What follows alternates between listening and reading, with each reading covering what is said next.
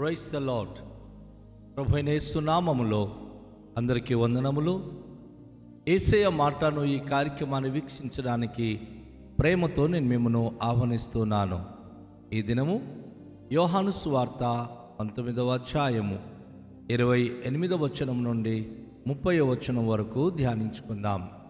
అటు తరువాత సమస్తమును అప్పటికి సమాప్తమైనదని యేసు ఎరిగి, లేఖనము నెరవేరునట్లు నేను దప్పిగొనుచున్నాను. నేను చిరకతో నిండి ఉన్న ఒక పాత్ర అక్కడ పెట్టి ఉండెను గనుక వారు ఒక స్పాంజ్ చిరకతో నింపి హిస్సోపు ఉడకకు తగిలించి ఆయన నోటికి అందించిరి.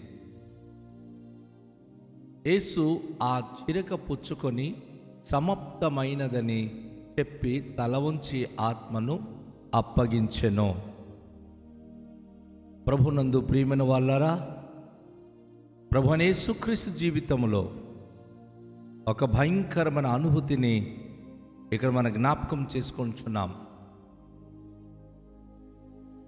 ఉదయం 9 గంటల నుండి మధ్యాహ్నం 3 గంటల వరకు యేసు ప్రభువారు శిలువ మీద ఉన్నప్పుడు, వేలాడుతున్నప్పుడు ఇంచుమించు 3 గంటల ప్రాంతంలో ఆయన దప్పిగొనుచున్నాను అని ఒక శబ్దము చేశారు. ఆయన కేకలు వేసినప్పుడు ఆయనకి వారు ఇచ్చినటువంటి ద్రవ్యం ఏమిటో చూసారా? లేఖనాల్లో ఉన్న ప్రకారంగా ఆయన దప్పిగొనుచున్నాను అన్నప్పుడు వాస్తవానికి మానవ జాతిని రక్షించడానికి వచ్చి మానవునిలో నీతి మొలిపించి సత్యాన్ని ఫలింపచేసి ప్రతి ఒక్కరి జీవితంలో ఒక నూతనమైన ఆరంభము చేయాలని ఆయన ఆశతో వస్తే, అలాంటి మహోత్తమమైన దైవ కుమారుడైన మన ప్రభువైన యేసుక్రీస్తుకి చిరకతో నిండి ఉన్న ఒక పాత్ర అక్కడ పెట్టి ఉన్నారు. వాస్తవానికి సిలువ మోసుకొని వెళుతున్నప్పుడు దాహం కొంటే నీళ్ళు అడుగుతారు. ఎందుకంటే బరువైనటువంటి 150 కేజీల బరువైన సిలువ అది మోసుకొని వెళ్ళినప్పుడు చాలా భారము. అయితే ఆ సమయంలో వారికి ఉన్న దాహము ఇంత అంత కాదు. అయితే ఆ దాహాన్ని చంపడానికి, నోరును వారు కంట్రోల్ చేయడానికి చేదు చిరక తన నోటికి అందిస్తుంటారు. దానితో నోరంతా ఎండిపోయి దాహం కూడా చచ్చిపోదు. యేసుప్రభు వారు ఇక్కడ దాహము అంటే చేదు చిరకతో నిండి ఉన్న పాత్ర అక్కడ ఉంచుకుంటుంది. ఒక స్పాంజ్కి చిరకతో నింపి హిస్సోపు పుడకకు తగిలించి ఆయన నోటికి అది అందించారు. ఒక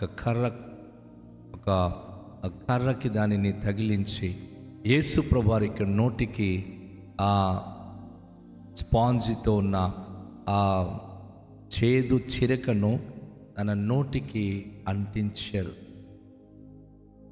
ఇర్మియా ప్రవక్త అంటాడు, నేను త్రాగిన మాచిపత్రిని చేదును జ్ఞాపకము చేసుకొనగాని తన అనుభూతి గురించి వ్రాస్తారు. ఇశ్రాయేలు జనాంగం గురించి అంగలార్చిన ప్రవక్త అయిన ఇర్మియా తన బ్రతుకు ఎంత చేదు అనుభూతి అనుభవించి ఉన్నారో, దేవుడు పంపించినటువంటి ప్రవక్త ప్రజలకు రక్షణార్థమై వచ్చి ప్రవచిస్తూ ఉంటే తనను చాలా బాధించి ఇబ్బందులు పెట్టి చేదైన అనుభూతిలోనికి నెట్టివేశారు. ఈరోజు యేసు ప్రభువారు తన పుట్టుక సమయంలో దేవదూతలు వచ్చి ఆ యొక్క బెత్లెహేము ప్రాంతంలో రాత్రిపూట గొర్రెలు కాచుకొంచున్న గొర్రెల కాపుర దగ్గరికి వెళ్ళి, ఇదిగో ప్రజలందరికీ కలగబోయే మహా సంతోషకరమైన వర్తమానము మీకు తెలియచేస్తున్నామని చెప్పి, దావీదు పట్టణమందు నేడు రక్షకుడు మీ కొరకు పుట్టి ఉన్నాడు, ఈయన ప్రభు అయిన క్రీస్తు అని సాక్షాత్తు దేవదూతలు వచ్చి యేసు ప్రభు జనన వార్త గొర్రెల కాపర్లకు తెలియచేశారు. ఇది ఇలా ఉంటుండగా యేసు ప్రభువారు కలువరి శిలువలో ఆ రక్షకుడు ఈ యొక్క యూదులే బలి చేసి, ఏ మనుషులకైతే ఆయన రక్షించడానికి నశించిన దానిని వెదకి రక్షించడానికి మనిషి కుమారుడుగా పుట్టానని చెప్పారో ఆ దైవ కుమారుడు ఈరోజు కలువరి శిలువలో ఆయన వ్రేలాడుతూ ఆయన దప్పిగొనుచున్నాను అంటే ప్రజలు నీళ్లకు బదులుగా చేదు చిరక తన నోటికి అందిస్తున్నారు. యెషయా గ్రంథములో ఒక మాట ప్రవక్త అంటాడు, నేను న్యాయము కావాలని చూడగా బలాత్కారము నాకు కనబడెను. అవునండి, ప్రభు ఈ లోకంలో ప్రజల జీవితాల్లో మంచి చూడాలని అనుకుంటున్నాడు. కానీ నేటి వరకు ప్రజలు దేవుని ప్రజలకు అన్యాయమే చేస్తున్నారు, దూషణలే దూషిస్తున్నారు, బలాత్కారముతో నిండిపోయి అనేక మందికి బలాత్కారంగా చంపుతున్నారు. ఇది దేవుని దృష్టికి భయంకరమైన చేదైన అనుభూతి. దేవుని ప్రజలకు ఈ విధంగా చేయడం దేవునికి నచ్చని పని. యేసు ప్రభు జీవితంలో కూడా తను దాహము అనే ఒక మాట అంటే తన నోటికి స్పాంజితో చేదు చిరక అంటించి తన నోటికి పెట్టినప్పుడు ఆ నోటిలో మొత్తం లాలజలాలు ఊరడం కూడా ఆగిపోయి భయంకరమైనటువంటి కష, ఆ చేదు ఆ నోటికి ఇక ఒక భయంకరమైన పరిస్థితి లేక అవస్థ, దురావస్థ సంభవిస్తుంది. ఏ మాత్రం కూడా ఆయన అది మింగడానికి కూడా ఇష్టపడనిది తన నోటి దగ్గర వారు తనకు తగిలించారు. ప్రభువుకు ఇష్టం లేని జీవితాలు ఈరోజు మానవ జాతి జీవిస్తూ వారు దేవుని సేవ చేస్తున్నాం, దేవుని భయభక్తి కలిగి ఉన్నామని బయటికి వారు చెప్పుకొనుచున్నారు. అయితే ఇది చాలా ఘోరాతి ఘోరమైన విషయాలు యేసు ప్రభు వారి యొక్క జీవితం ద్వారా మనము గమనిస్తూ ఉన్నాం. అయితే యేసు ఆ చిరక పుచ్చుకొని సమాప్తమైనదని చెప్పి తల ఉంచి ఆత్మను అప్పగించెను. ఇక్కడ ఒక విషయాన్ని మనం గమనించాలి. ఆయన హ్యూమన్ కాదు, ఆయన మానవుడు కాదు. మానవుని దేహధారిగా వచ్చిన ఆత్మస్వరూపి అయిన దేవుడు. ఆయన మనుషుల జీవితాన్ని చూడ్డానికి వచ్చాడు. అందరిలో ఒక ఆత్మ స్వభావము ఎలా ఉందో, ఎలా పనిచేస్తుందో భూలోకములో 3.5 సంవత్సరములో ఆయన సమస్తాన్ని ఆయన గ్రహించాడు. పరిశుద్ధ గ్రంథంలో చెప్పబడింది, యెహోవా ఆత్మ జ్ఞాన వివేకములకు ఆధారమగు ఆత్మ, తెలివిని యెహోవా ఎడల ఆలోచన బలములకు ఆధారమగు ఆత్మ, తెలివిని యెహోవా ఎడల భయము భక్తి పుట్టించు ఆత్మ అతని మీద ఉండును. ఏ ఆత్మ అయితే 7 ప్రభావము గలదో, ప్రపంచంలో మానవుని ఆత్మ వేరే, దురాత్మ వేరే, దేవుని ఆత్మ వేరే. దేవుని ఆత్మ ఒక మానవునిలో ఉన్నప్పుడు ఆ మానవుడు శక్తి పొందుతున్నాడు. ఇప్పుడు యేసు ప్రభువారు శరీరధారిగా ఈ లోకంలో ఉన్నప్పుడు ఆయన దేవుని ఆత్మ కలిగిన వాడుగా జీవించాడు. దేవుని ఆత్మ ప్రభావముతో ఆయన జీవించాడు. కనుక ఆ ఆత్మ ఆయన మరణించినప్పుడు తనతో ఆత్మకి మరణము లేదు.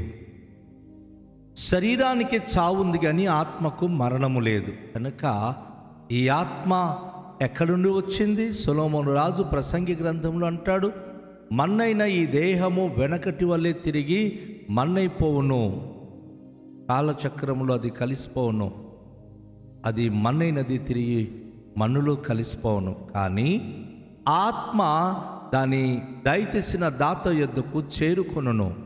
ఇక్కడ హిందూ, ముస్లిమాన్, క్రిస్టియన్, బౌద్ధాన్ని రకరకాల విధాలుగా పేర్లు పెట్టుకొని ప్రపంచంలో మనం చూస్తూ ఉన్నామే. మనుషులందరూ దేవుని చేత నిర్మించబడిన వారే. వారి అందరిలో దేవుడు పెట్టిన ఆ దీపమే ఆత్మదీపము. ఆ దీపం ఉన్నంత వారికి అందరూ బ్రతికి ఉంటారు. ఏ రోజు దేవుడు ఆత్మ తీసేస్తాడో, ఏ రోజు ఆత్మను రమ్మంటాడో, ఆ రోజు ఏ కులానికి సంబంధించిన వాడు కానివ్వండి, ఏ మతానికి సంబంధించిన వాడు కానివ్వండి, ఆయన ఎంత గొప్పవాడు కానివ్వండి, ఎంత బీదవాడు కానివ్వండి, ఆయన ఈ లోకయాత్ర ముగించి మన్నులో కలువక తప్పదు. కట్టెలలో కాల్చబడిన వారు కొందరైతే మన్నులో పాతి పెట్టబడుతున్న వారు కొందరు. పెట్టిలో పెట్టినా మట్టిలో పెట్టినా ఆ శరీరము కుళ్ళిపోక తప్పదు. కానీ ఆత్మ అది చావు లేనిది. ఈ ఆత్మ యేసుప్రభువారు తన మరణ సమయంలో కలువరి శిలువ పైన ఎప్పుడైతే ఆయన చేదు చీరిక త్రాగారో వెంటనే అంటున్నాడు, తండ్రి, నా ఆత్మ నీ చేతికి అప్పగించుకొనుచున్నాను. ఈ ఆత్మ నువ్వు ఇచ్చిందే కదా, నేను తిరిగి నీకు ఇచ్చివేస్తున్నాను. ఈ లోకములో ఈ భౌతికంగా ఈ శరీరము మానవ జాతి కొరకు మరణించడానికి నువ్వు ఇచ్చావు కనుక ఇది నేను ఇక్కడ మరణానికి అప్పగిస్తున్నానని తన ఆత్మను తండ్రికి అప్పగించాడు. తల ఉంచి తన ప్రాణాన్ని విడిచి అక్కడ మరణించడం అనేది మనం గమనిస్తూ ఉన్నాం. ఇది ఒక అద్భుతమైనటువంటి సంఘటన, అద్భుతమైనటువంటి దేవుని యొక్క కార్యములని, దేవుని బిడలను మీకు నేను తెలియచేస్తా ఉన్నాను. ప్రభువైన యేసుక్రీస్తు మనకు నేర్పించిన బోధ, ఎంతకాలం ఈ లోకంలో ఉంటామో దేవుని ఆత్మచేత ఎందరూ నడిపించబడుతారో వారందరూ దేవునికి కుమారులై ఉంటారు. దురాత్మచేత నడిపించబడిన వారు ఎప్పుడు కూడా ప్రశాంతంగా ఉండరు. దురాత్మచేత నడిపించబడుతున్న ప్రతి వ్యక్తి ఆయన అహంకారిగా ఉంటాడు, కోపిష్ఠుడుగా ఉంటాడు, అనేకమైన పాపములు చేస్తూ అనేక దుర్భాగ్యమైన వ్యసనపరుడై తన జీవితాన్ని నాశన కూపంలో ఆయన ముగిస్తాడు. కనుక ఈ ప్రశస్తమైన సమయంలో దేవుని యొక్క సన్నిధిలో మనను మనం దేవునికి అప్పగించుకొని మనం కూడా దేవుని ఆత్మ కలిగిన వారము. ఇక్కడ కులము, మతము, వర్ణము, దేశము, భాష ఇవన్నీ కాదు. మానవుడుగా పుట్టిన ప్రతి ఒక్కరిని దేవుడు తన అరచేతులతో నిర్మించుకున్న వారమే. మనలో ఆయన పెట్టిన దీపమే మన ఆత్మ. ఈ ఆత్మ మనలో ఉన్నంత వరకు మనము ఆయనను స్మరిస్తూ పరిశుద్ధ హృదయంతో ఉండి కాలంతమందు మన ఆత్మ ఆయన చేతికి అప్పగిస్తే ఈ ఆత్మతో మనం ఉన్నప్పుడు మంచి చేసి ఉన్నామా ఆయన సన్నిధికి వెళ్తాం, చెడు చేసి ఉన్నామా ఖచ్చితంగా మనము భయంకరమైన నరకంలో పడద్రోయబడతాం. కనుక ఈ తీర్పుకు వెళ్ళి మన జీవితంలో తీర్పు తీర్చబడి నశించిపోకున్నట్లుగా యేసు ప్రభు వారి వలె యేసు ప్రభు తన ఆత్మను పవిత్రంగా ఉంచుకొని తన్నైన దేవునికి అప్పగించినట్లుగా మన జీవితాలను దేవునికి అంకిత భావంతో ఆయన భయభక్తిలో జీవించడానికి రండి, ప్రార్థన చేద్దాం. దయగల తండ్రి, మీ పరిశుద్ధ నామానికి స్తోత్రాలు.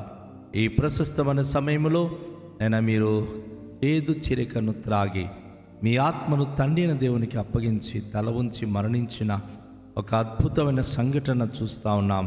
పరిశుద్ధుడా, మీలో ఉన్న భౌతికమైన శరీరము అది లోక సంబంధమైనదని, మీలో ఉన్న ఆత్మ అది దేవుని ద్వారా అనుగ్రహింపబడిన పరిశుద్ధ ఆత్మ అని గ్రహించి ఈరోజు ఎలా అయితే మీరు చేశారో ఈ భూలోకంలో జీవిస్తున్న మేమును మా ఆత్మలను తండ్రి దేవునికి అప్పగిస్తూ ఆత్మ ద్వారా నడిపించబడి పరిశుద్ధత కలిగి జీవించే భాగ్యవంతులై ఉండే కృప అనుగ్రహించుమని యేసు నామములో ప్రార్థిస్తున్నాము తండ్రి, ఆమేన్. అందరికీ షాలోం. ప్రభు మనలను దీవించునుగాక.